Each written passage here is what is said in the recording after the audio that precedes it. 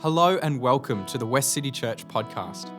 If you'd like to get to know us more, find us at westcitychurch.com.au. We really hope that you're encouraged by today's message.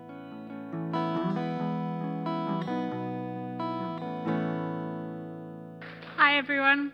I'm Elisa. I've been coming to Westcity for almost 10 years now, usually with my teenage kids every other week. So it's been a while since I did a communion talk, and as I was thinking about what to share, something that I've been struggling with over the last year has been decision making and when to accept things and circumstances and when to maybe act into or kind of challenge a situation. And I know there's a ton of frameworks out there to help with those kind of decisions because we're facing them all the time, every day. So, I do my fair share of pro and con lists, and I love gathering the facts and the information. I do the, will this matter in 5 weeks, 5 months, 5 years kind of thing. I do pray sometimes, I add that to the list.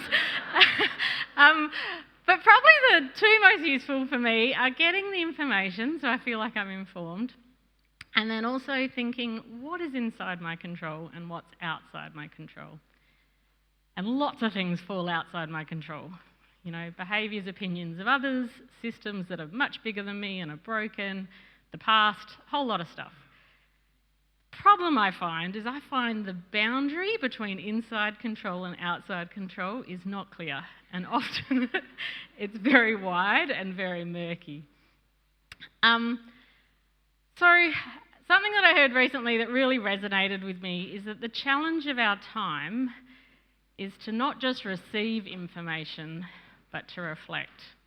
And it really resonated with me because I find a desperate need to find reflective spaces because I need to mull on things, I need to process, I need to chew the fat, I need to get all those ideas and kind of have space for it.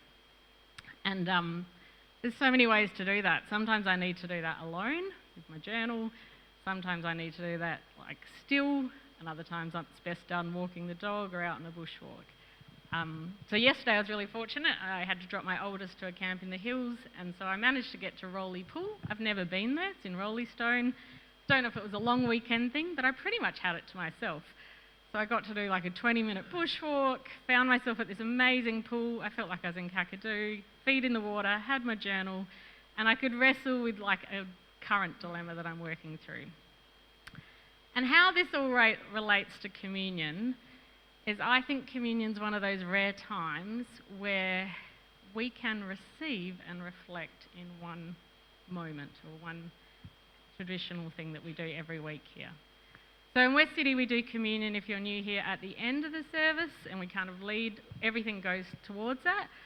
And as you come up, you can go to left or right and receive the elements which represent the body and the blood of Christ. And you can be reflecting, you can be coming up in silence and, inward. You can have your arm around someone that you love and giving them a hug, and that's one of the things I love about Westcity is it's not formal, it's whatever you need to do to be part of this community and feel led in the moment to do. And if you're even sitting at a boundary line where you're not sure if you want to receive, that's a safe thing to do in this church as well.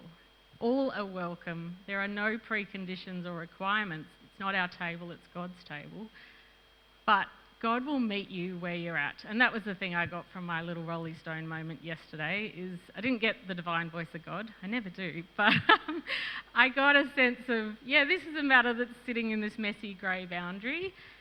And whether you act or not act, there's a peace that comes from remembering God's in control. And it doesn't mean I don't have responsibilities, but it does mean the weight of that decision isn't as burdensome because circumstances can change whether I act to change them or not. Let's pray. Father, help us to hear you when you don't speak, see you when you don't appear, and feel you at our side when we would otherwise not know of your presence. Help us to relearn a way of being with you so that we can know you, love you, and serve your world all the better. Amen. Righto, we're kicking off a new series, and it is called Soul Detox and Uncluttering Your World. I get to be the first one to introduce this series, which is good fun, and I probably picked the the thing that I'm the worst at, which is prayer. So we are drawing from an empty well this morning, guys. But there is a lot going on in the world right now. It is a world of clutter, and there is so much. I feel like I could just go back 24 hours and just recount the events in the last 24, 48 hours and be like, wow, isn't that crazy? Yes. Yes. The destabilisation of our globe is insane. And hey, I'm with you. I've got no words for that this morning. I'm glad that I'm just looking at prayer and not looking at the rest of the world this morning. But yeah, you've got the destabilisation of the globe. You've got Palestine, this constant feed of the stuff that breaks your heart and the heart of your God. We deal with environmental degradation and being aware of that, and I can't read another Guardian article without crying. We've even just got our own state election in our backyard, and all of a sudden, a raceway that no one wants seems to be like such a small bicky kind of number that when you compare it to everything else, it's like, oh, whatever. There's the clutter of the amount of time that we spend on our phones. I was at the leaders' retreat this weekend. We just spent time on our phones the whole time. No one talked to each other. No, but you watch people now and just how it just becomes this thing that it's like chewing gum or breathing now at this point, and the clutter that you go through, and you could be looking at a recipe one moment to someone making sourdough to someone building and it's just this weird feed of mishmash of information. The amount of time that we spend in our lives working now, we're working more, we're earning less, the cost of living has gone up. There is a lot of clutter that we contend with in our lives, a lot of space that is not ours, and there is so much that we actually have an opportunity to try and reclaim. Some of those things in our control, and a lot of those things are absolutely not in our control whatsoever. So walking through all this stuff as Christians can be difficult, as people fundamentally set apart the world, as a people who are fundamentally set apart from the world, who grieve and mourn and lament at the suffering of the world, and ultimately we posture our lives to push against the boulder of suffering in the world, and we seek to stick a spoke into the wheels of injustice, living in contrast and opposition to an empire of death, and singing in the birth of a new world can be a hard thing. But we are a people ultimately called to trumpet the arrival of the new world. But like me, with all this stuff that sits on your heart, you may find it really hard when you throw this stuff to God, and you might feel frustrated that maybe you don't always hear back. I know that some people that feel that there are some people that have beautiful, wide, all-encompassing relationships with God, and that is awesome, and we celebrate that. I'm not one of those people, which is why I definitely need to talk about prayer today, and maybe some ways that I've been helped around prayer. You may ask for direction from God and feel like you get little to none. So we're going to talk about how to connect and have a relationship with God, even if prayer feels uncomfortable. And can I just get a quick show of hands? Anyone that's like, prayer, a bit weird, don't do it often enough? All right, I see those hands. Ripper. Before we jump into that, I want to talk about the plank in my eye. A couple of weeks ago, I sat in here and I had this, I don't know, maybe it was God, maybe it was me, I don't really know on this one, but I was just like, oh, I'm a bit of a coward in my faith. I can't remember what really sprung it, but I've sat on that for the last couple of weeks, and I'm really good at compartmentalising my faith. In fact, if I were to pray to God, I would ask him just to stay out of it, give me some space, let me sort it out, and I'll come back to you with a solution. And that's not really what we're trying to do here. But I like to compartmentalise my life and go, look, I tick all these faith boxes over here. I'm I'll chuck money, I'll tithe over here, and I'll do this, and this is what I'm going to devote my life to. And as a result of compartmentalising it and feeling like I'm a really well-rounded, good person, I totally turn a blind eye to like all my like, crappy sinny bits, like, and they exist. I won't be the first to put up my hand and say that I'm a big old sinner. So I'm glad that Theo did it at the leaders' retreat. But Theo had a really good way of saying it, which and Theo talked about the things that he struggles with or his sin, which like went on for 30 minutes. Like no. Theo was really good, and he goes, "Look, this is my stuff," and I was like, "Whoa, that's brave." Like, I don't want to talk about my stuff ever. And some of my stuff was just the exact same as Theo's stuff. And Theo said something that was really profound, which was that his sin is not all that interesting. It's really the exact same stuff that I struggle with, and it's probably the exact same stuff that you struggle with. That was really helpful.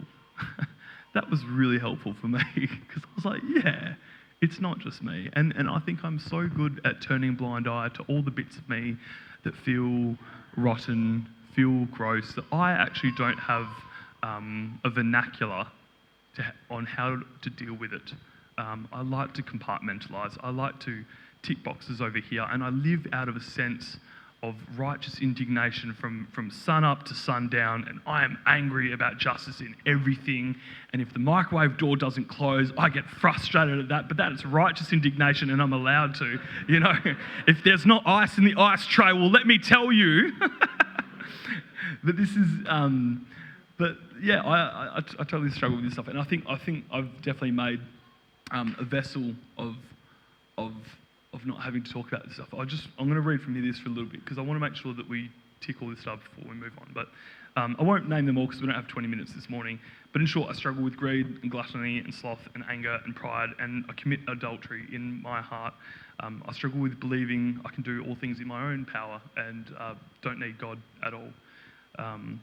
And these struggles are the same things that you struggle with. Our sins are all the same and really quite boring and not all that sexy.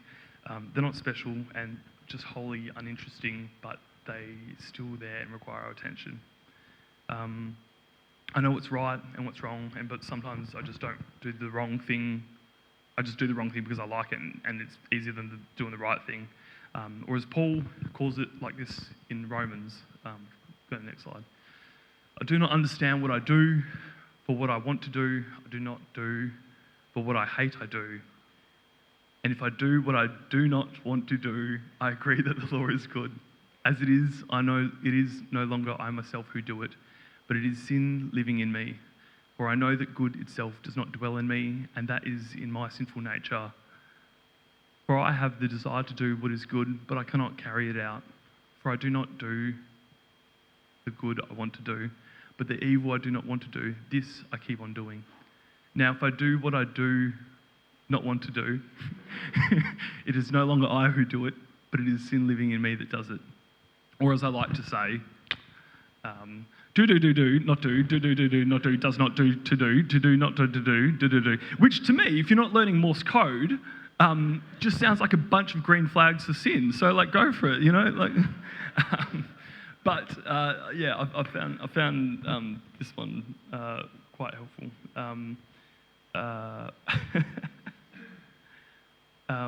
But ultimately, you end up with a faith where you're asking God to kind of stay out of it, and where you're not taking the things in you to your God.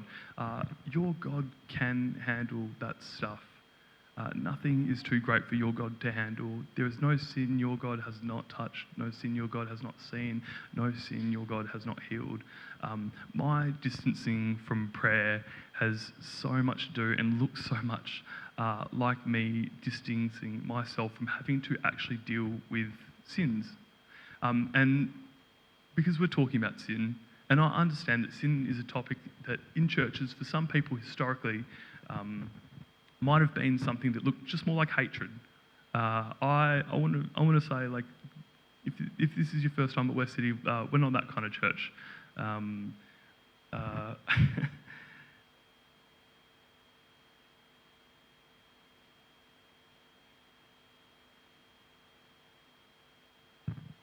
I'm so sorry if you've ever heard that your sin is something that doesn't separate you from God but separates you from the church.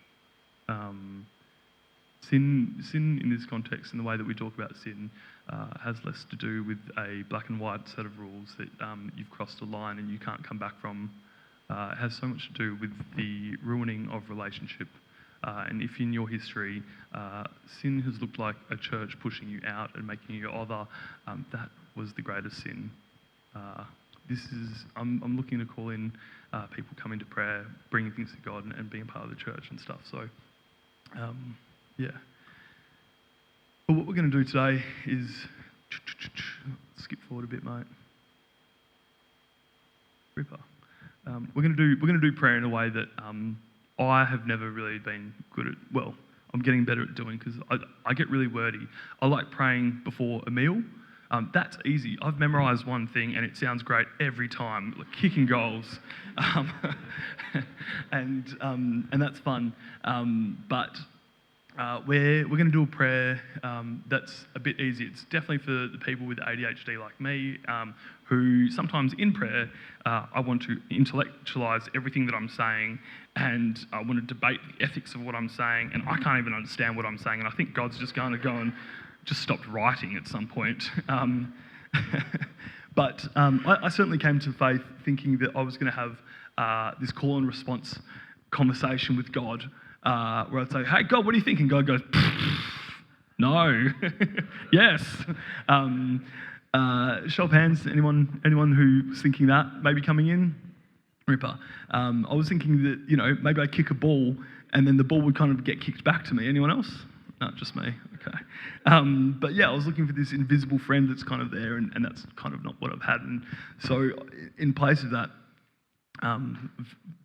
Kate Vose came and spoke here a couple of years ago and essentially built a memory palace of prayer that was really, really helpful for me, and I hope that it's helpful for other people here. For years I played this song by Manchester Orchestra, where just towards the end of the song they say, "God, oh God, my God, where have you been?" I felt like that for so long, and until I could actually start to put myself in a place with God, it was really hard. I liked doing the box ticking stuff. I could read the Bible, I could intellectualize the theology and say, I'm doing these things, or I'm trying to do these things, or whatever. But I missed and I robbed myself of a fuller, more beautiful relationship where the sin stuff isn't stuff that I have to run away from or pretend it doesn't exist. I can actually see it as something that is tangible, I'm able to work on, and I'm actually held. And someone's like, "That's all right, we can get through this. We're going to work through this." It's a lifelong process. So this is the spiritual discipline that we're going to teach you to kind of detox your soul. And Marie Kondo is going to be so proud of you. So this is the prayer for those who don't really like prayer. What we're going to do is we're going to build something with a memory palace with God in it, and we're going to start you on a path. And you're going to walk to a place in which God dwells. And you're going to be maybe in a clearing in a field, or maybe it's a tent or a cave or a house or a hut or whatever. But it's going to be different from the place that you start. And if, like me, you don't hear from God a great deal and you may not want them to speak, maybe God will just say hi. Maybe God doesn't speak. That's okay. The reason I'm going to get you to build your little place in your brain is because someone built mine for me, and I hate my place, and I can't change it. So I'll tell you where it is afterwards. But it's Kate Vose's place, and I don't like it. So look, I could have had beautiful architecture and lovely gardens and stuff, but it's ruined. But Westcity, we're going to close our eyes in a second, and you're going to wake up outside. In a place that you love. It might be a beach, a forest, the bush, it might be Fernpool in Carragini, Rotto, you might be on a little boat. It's up to you, but it's a place that you want to wake up. And we're going to slowly build this place out for you. So it becomes more familiar, more tactile, which means we're going to talk about the sights and the sounds we're going to put things in, and then we're going to approach the place, a physical residence in which God inhabits and dwells, and you can meet Jesus. And it may be up a hill or an incline or down a valley or a path, or it can just be a short walk. But I'm going to guide you through this space. So you're going to close your eyes and you're going to wake up there. So Westcity, if you could relax yourself, take a deep breath, close your eyes. And now we're somewhere else. You look to your left. What's there? Are there trees? Long blades of grass? Maybe a blue horizon? What sounds are there? Are there birds? Are there crickets? Can you see other animals? Is it quiet or noisy? Can you hear the wind, or is it still? Has anyone else been here before? Surely you're the first. There's a place 50 metres from where you are. That's the place that God dwells. Jesus is inside of there waiting for you. You're walking towards that place. What is the weather like? Is it cold? Is it warm? What can you see on the outside of the place that God dwells? Are there windows? Can you see inside? You look down at what you're wearing. Do you have shoes on? Why are you wearing hot pink short shorts? No, keep your eyes closed. You dress comfortably and just pop in to see your mate for a cuppa. What is the path to the place that God dwells made of? The door is close and you take a moment to take in the door before you go in. What is the door made of? What colour is it? You open the door and walk through, closing it behind you, closing off the whole world outside and all of its sights and sounds and smells to the stillness and warmth of being still inside. Today, there's not much furniture in there, just the basics. Maybe Jesus is just moving in. You can build out the interior in your own time. But for now, there's a fireplace, a kettle boiling water, and a wooden table. Jesus is sitting at the table. He looks at you and gives you a big smile. It's so good to see you. I'm so glad you came. He won't say much this time, but he's smiling. He's wearing a knitted jumper that's a bit straggly and worn out. You sit down. He pours both of you and him a cuppa. You go to drink from it and it warms your whole being, from your chest to your back and down to your legs. Jesus takes your hand in his and gives them a gentle squeeze. And you settle into the chair, drinking your drink, and Jesus drinking his.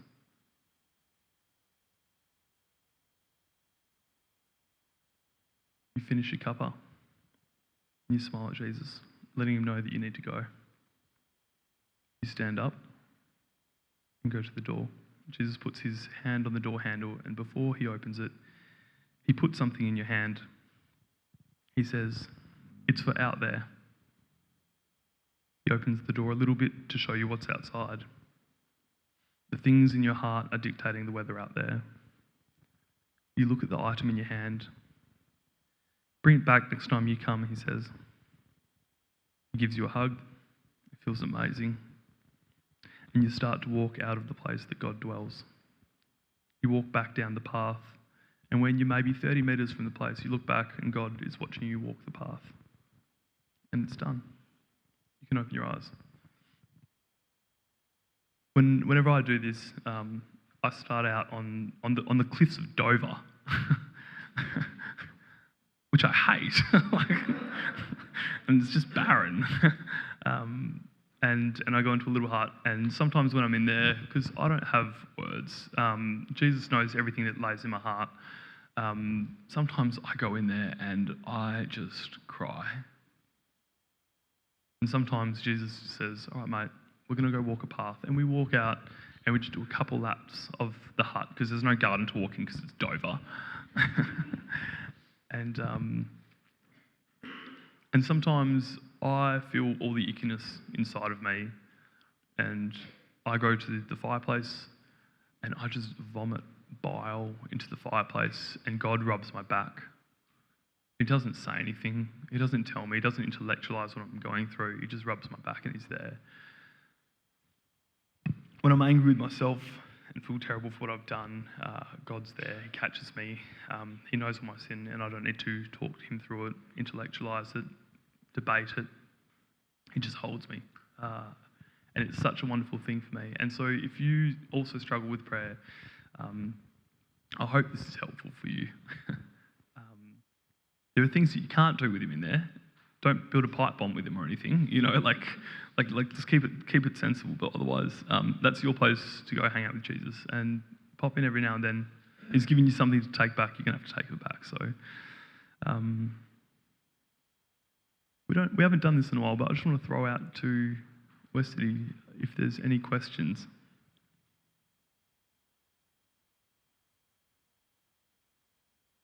Ripper. Good questions. All right. If the band and the servers want to come up, that'd be great. But Westcity, we're looking forward to helping you declutter your soul. Make sure that when through this spiritual practice or others that you are taking, you can take everything with you to your God and hand it over. There's a beautiful hymn that I've been listening to lately called "Leave It There." It goes, the chorus is at least, "Leave it there, leave it there. Take your burdens to the Lord and leave it there. If you trust him in your doubt, he will surely bring you out. Take your burdens to the Lord and leave him there." This is something that I'm learning to do. I'm learning to take things to God when I can't otherwise control it. So, Let's say the benediction together. We come together as the church to be reminded of the go of Christ. So we will go out and feed the hungry, go out and clothe the naked, go out and fight for justice, go out and end oppression, go out and proclaim anew the old story, go out and associate with those who don't look like us, think like us, act like us, and don't even like us. And we'll do it all in the name of the one who sent us. His name is Jesus.